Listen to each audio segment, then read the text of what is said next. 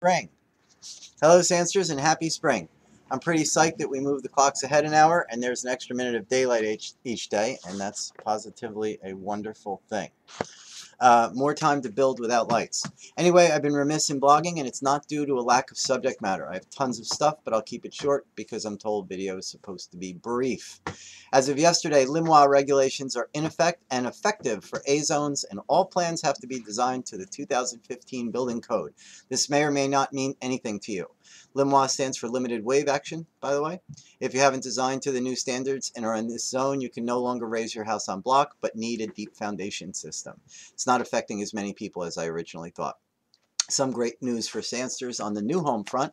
We're planning a 75-home waterfront community locally, which will open at the end of 2017 and be affordably priced. And we've just contracted for a 90-unit townhome community in Central Ocean County, which we'll be developing and which will come to market in 2018.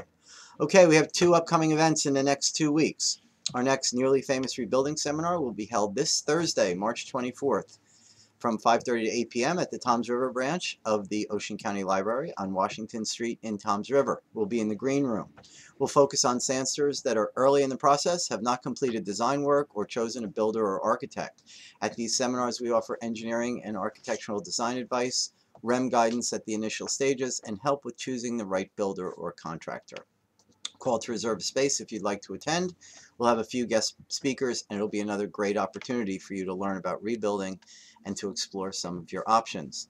Next event, we'll be exhibiting at the New Jersey Home Show on April 1st through the 3rd at the Pine Belt Arena in Toms River. That's Friday through Sunday. Fridays from 4 to 8. Saturday and Sunday are 11 to 5 or 11 to 6.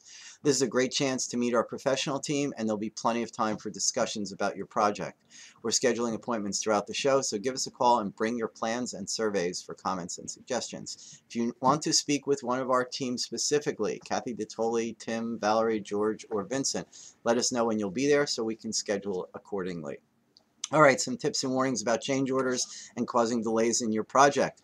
One of the most common complaints made by every human being who has ever undertaken a home improvement project is delays and schedule changes. I have some suggestions to improve performance if you're already under construction, and thoughts on how to avoid delays if you're just getting started. I've said it before and will say it again, the more changes to the basic scope of work, the more a project will be delayed. Many firms won't even allow change orders without onerous changes. Since I've been very client-centered for almost 30 years of my adult life, I find it very difficult to say no to a current or past client. That doesn't mean I'm immune to the contracting laws of physics.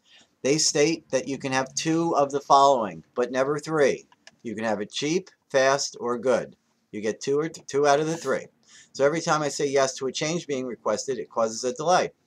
Yep, no exceptions. As much as we try and do our best and continually improve performance, the reality is that each time the plan or the original scope of work is changed, there is definitely a delay and generally an error. Why is this? The reason is that each item has to be touched, digested, and modified by 3, 4, 5, or more people. Adding an exterior door is not just a door. It's an exterior light and switch, a landing platform, a header over the door, and a plan update. That doesn't even take into consideration accounting, managerial, and contract functions. That's just one example, and there are 100 others. It's never just the item you are changing that is the total of what's being changed. So what's the moral of the story? Changes are fine, but accept that they cause delay, unless you have magical powers. And if you do, you need to call me, since we need you as part of our team right away. Changing items in the middle of the project causes time delay. Many changes equals much delay. Tiny changes equal little delay. This cause and effect is not a tragedy, it is just a reality. Okay, when is it okay to do your own contracting? Many of you may find this hard to believe when I say this, but it is conceivable, possible, and even practical to handle aspects of your project on your own. And it's an option we offer to all of our clients. If you want to jump in and do some work and save some money, do it in the finish stage. That's right, there's absolutely nothing wrong with building your own decks and entries, installing trim or lattice work, kitchen, painting, or even doing sheetrock. It's the heavier, more sophisticated items, elevation, foundation, engineering, surveying, mechanical functions like plumbing, electric, and HVAC, insulation, and sheetrock that will make you crazy if you try and do them yourself or contract with separate contractors to get them done. Sandsters of New Jersey, keep it simple and stay sane.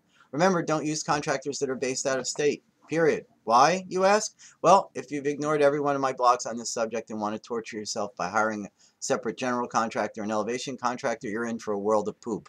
If you compound that mistake and use an out-of-state elevation contractor with your local or out-of-state general contractor or builder, you create a situation where the elevation contractor doesn't give a whit about your project, schedule, or any other items affecting your house other than getting paid for the elevation work.